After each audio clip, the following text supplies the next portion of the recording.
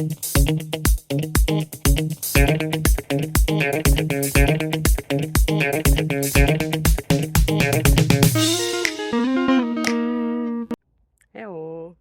So today is sports day, so it's time to do something for us, for our body, and of course for our mind. So how about this next question?